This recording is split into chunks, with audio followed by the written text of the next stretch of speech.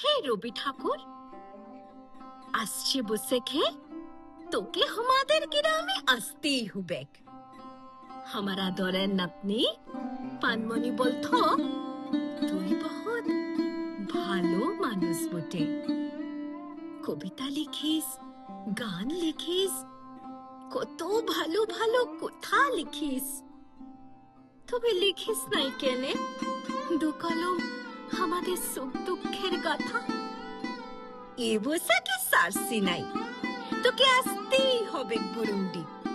পানমণি বলতো ঠাকুর এলে বকুল ফুলের মালা পরাবে, শীতল পাটি বসাই মহুল্লা ফুলের মাতাল রস খাওয়াবে, লাল পেরা শাড়ি পরে তোর গানে নাচবে, তোর গান গাইবে।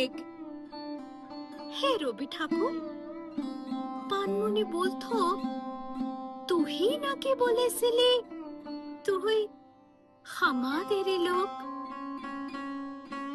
কথাটা বড় মনে লিলেক, যেমন বাসি ভাতে নুন লঙ্কার পাড়া। তুই গোটা জগতের খাট্টে খাওয়া মানুষের দুঃখের কথা লিখেছিস, কিন্তু আমাদের ভুখা পেটের ডুগডুগি বাজনাটাই শুনলি নাই। আমাদের লগে লিখিস আর নাই লিখিস, ওকে আমি আনব।